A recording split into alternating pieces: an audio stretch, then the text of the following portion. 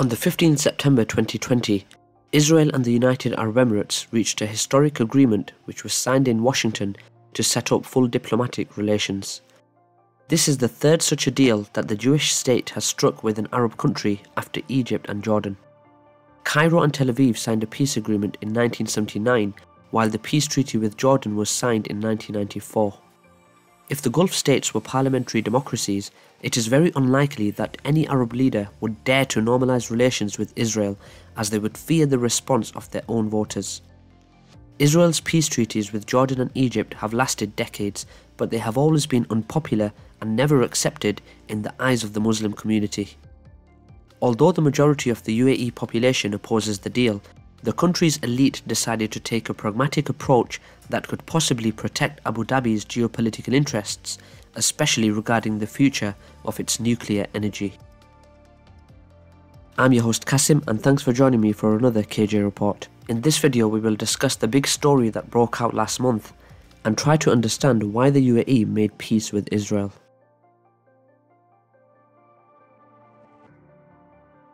The UAE has the largest sovereign wealth fund in the Middle East and the fifth largest in the world, totaling $792 billion.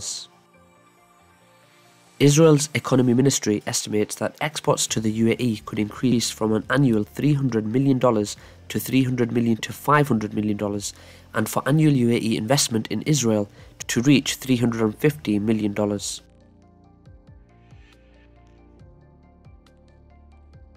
Although trade between Israel and its neighbours Jordan and Egypt never boomed despite normalisation, it is expected to be different with the UAE, a federation of 7 emirates. Unlike Jordan and Egypt, the UAE never fought in any of the 6 Arab-Israeli wars. In 2015, Israel opened a diplomatic office in the Emirati capital of Abu Dhabi, tied to the International Renewable Energy Agency, and senior Israeli officials have visited Abu Dhabi. Also, Israeli athletes have participated in regional competitions in the UAE, and Israel is set to participate in Dubai's World Expo 2020, which is now scheduled to open in October 2021 due to the coronavirus pandemic. It is worth noting that in July, companies from Israel and the United Arab Emirates signed an agreement to join forces to research and develop technology in the fight against the coronavirus pandemic. In addition, Dubai is a business hub for the region, and Abu Dhabi is keen to lessen its dependence on hydrocarbons.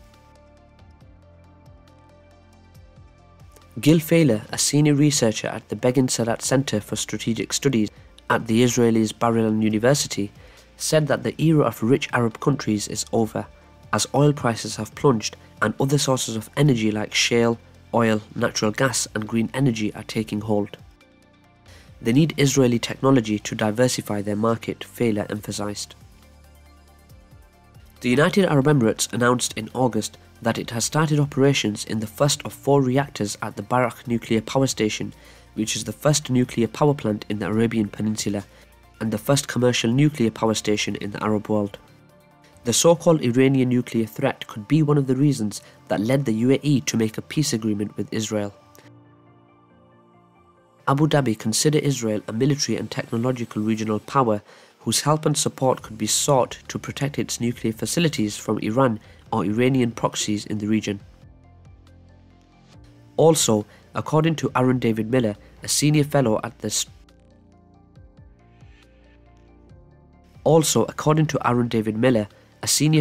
Carnegie Endowment for International Peace, it is possible that UAE, now at peace with Israel, could eventually purchase advanced weapon systems like F-35 jets from the United States.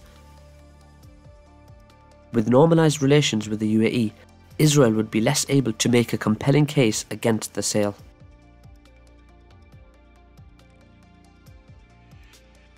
Abu Dhabi Crown Prince Mohammed bin Zayed pointed to Israel's agreement to halt its annexation plan as a key factor behind normalization. The Emiratis reportedly took the opportunity to promise full normalization of relations if annexation was taken off the table. On the other hand, the Israeli Prime Minister Benjamin Netanyahu said annexation plans are on temporary hold. He insists that his plan to annex 30% of the West Bank allocated to Israel under the US President Donald Trump peace plan remains on the table. and that he remains committed to applying sovereignty in full coordination with the US.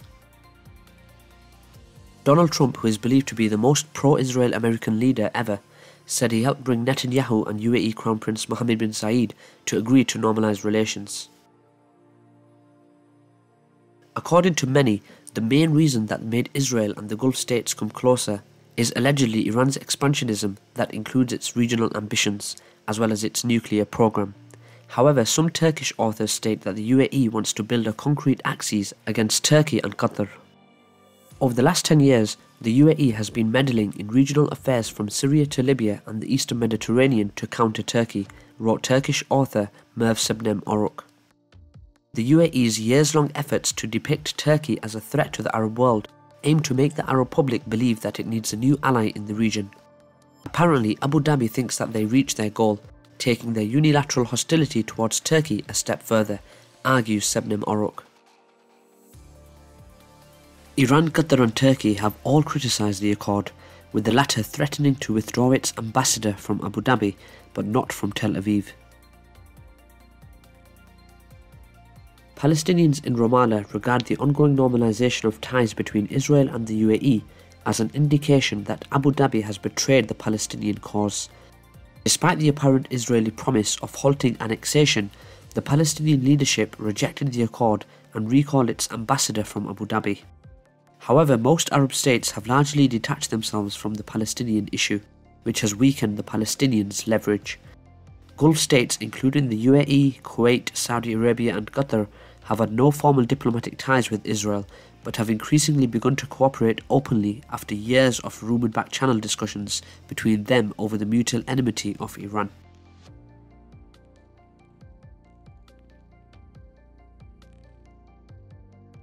Eli Cohen, Israel's intelligence minister, recently said that the UAE-Israeli peace agreement could be the start of a wave of normalizations, with Bahrain and Sudan likely to follow.